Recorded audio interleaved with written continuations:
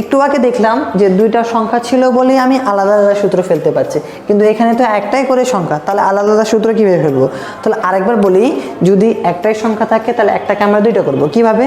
আমাকে যে কোনো ধরলাম পিছনে শূন্য আনতে হবে, শূন্য আনার জন্য যেভাবে যা করি, শূন্য বলতে গেলে যেমন এটা 600-র কাছাকাছি, এটাও 600-র কাছাকাছি, এটা 100-র কাছাকাছি, তাহলে কি করব? এটা 100-র কাছাকাছি আছে, তাহলে প্রথমে 108কে আমি বর্গ করব। কিভাবে?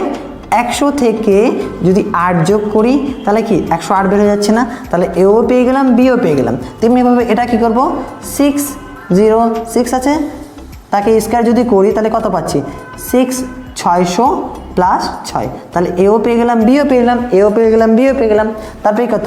এটা হচ্ছে 600 থেকে কিছু একটা বিয়োগ না, তাহলে 600 থেকে 3 বিয়োগ করলেই এই মান পেয়ে যাচ্ছি। তাহলে দুটো সংখ্যা প্রকাশ করে দিলাম, তাহলে এও পাবো, বিও পাবো।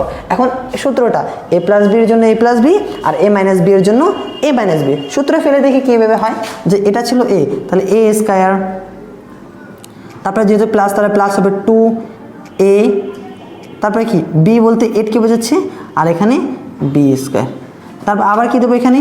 এখন 100কে যদি বর্গ করি ক্যালকুলেটরে চাপলে অ্যান্সার বেরো যাবে, তবুও দেখবো যতগুলো সংখ্যা বর্গ করলে তার চেয়ে দ্বিগুণ হয়ে যাবে। সংখ্যা হচ্ছে দুইটা, সংখ্যা হয়ে যাবে 4টা, দুইটা শূন্য আছে আর দুইটা শূন্য বাড়ে যাবে।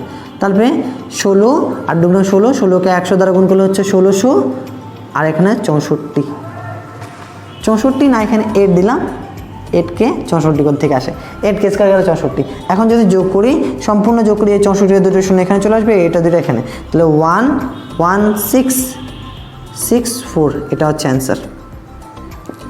দেখে নিতে পারো যে অঙ্কটা কীভাবে করলাম। তারপরে অঙ্ক আসি, তারপরে অঙ্ক ক্ষেত্রে কি বলছে যে এটা যেহেতু a আছে তাহলে 600কে আমি স্কয়ার দিলাম, তাহলে 600কে স্কয়ার, তারপর প্লাস 2a, আর বি বলতে 6কে বলছে, আর বি স্কয়ার বলতে 6 স্কয়ার। তাহলে মানটা যদি বের করি তাহলে কীভাবে বের করবো? 600কে স্কয়ার করলে হচ্ছে 6 6 36, আমি বলছিলাম যতগুলো শূন্য তার দ্বিগুণ হয়ে যাবে, তাহলে দুইটা শূন্য আছে, তাহলে কত হবে? 4টা হবে। এখন 6 12, 12 6 72, তাহলে 7200, আর 6কে স্কয়ার করলে হচ্ছে 36। এখন যদি যোগ করি তাহলে কত হবে? এখানে দুইটা শূন্য 4টা শূন্য হবে, 4টা শূন্য হবে, এখানে 4টা শূন্য। এখন যদি যোগ করি তার আগের মতো 367236, অ্যান্সার শেষ। সহজে ছিল। তারপর এটা দেখি, তারপর এটা একটু আলাদা, এইদের ক্ষেত্রে আমি যোগ করতাম, এর ক্ষেত্রে আমি বিয়োগ করব। কিভাবে? আবার a স্কয়ার বলতে 600কে স্কয়ার দেবো, তারপর একটা মাইনাস দেবো 2, a বলতে বোঝাচ্ছে 600, আর b বলতে কাকে বোঝাচ্ছে?